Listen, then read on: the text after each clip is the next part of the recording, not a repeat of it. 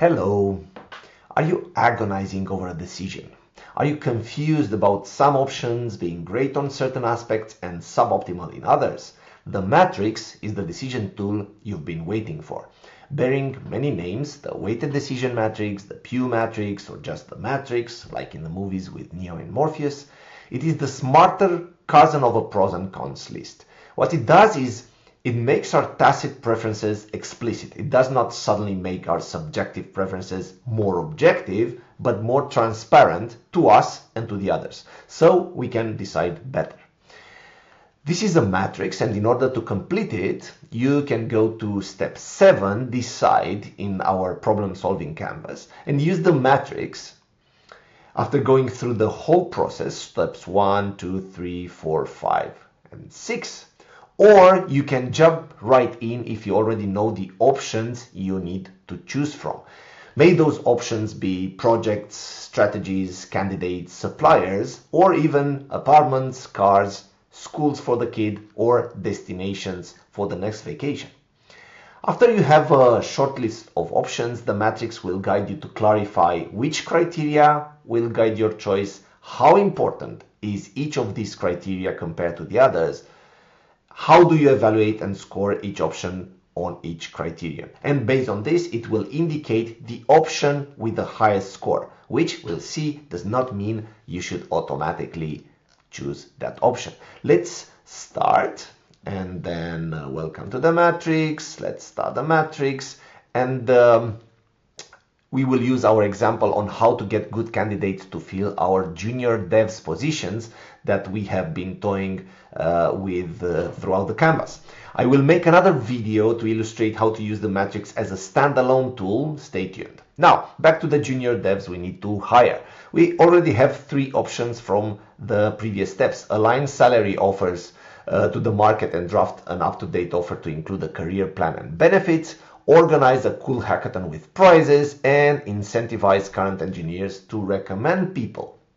Now, let's continue. What are my criteria for choosing between these? What am I looking at when I choose? In our case, it may be, let's say, budget,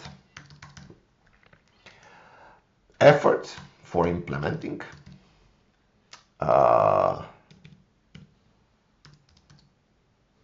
and results, obviously. You can add more, you can add up to 5. By the way, because we will make a matrix table out of these, the criteria need to be written in 15 characters or less. But not all criteria are created equal. Now, after I check all these, we will continue, and we will see that now we need to attribute weights. By default, they are weighted equally. You need to change accordingly. For us, let's say that the results are the most important. Let's give it a 45%, and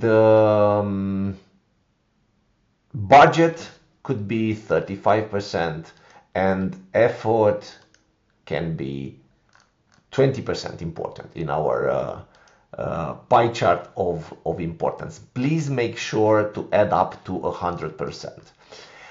It's good to look at the percentages and at the pie chart to see whether this reality reflects what we think. If it does, let's move to the next step. Now we have the full matrix with all the options, all the criteria, and all the weights. All we need to do is evaluate each option on each criterion.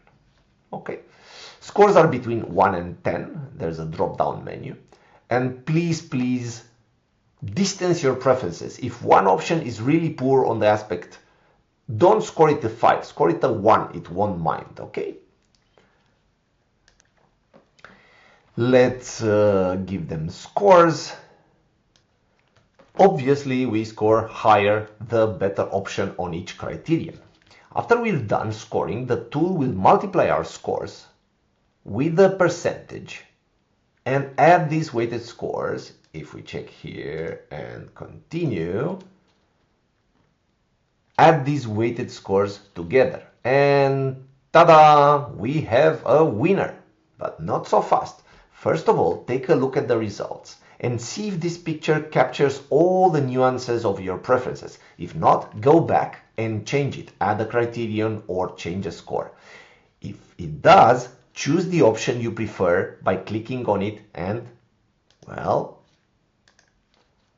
that's it. Some tips and tricks. Consider close scores as equal. This is not rocket science. If it is the case, as for choosing a candidate for a job, don't be shy to add instinct or intuition as a criterion, and think and instead of or, and merge together options that are synergic into a complex solution. When used in team mode, the matrix works by first aligning on criteria, then on weights, and then on scores, 3 alignments, having the team averages as starting points for the discussion. What can you do with the results of the matrix? Well, you can decide better now that your preferences are made transparent, but you can also explain your decision to others.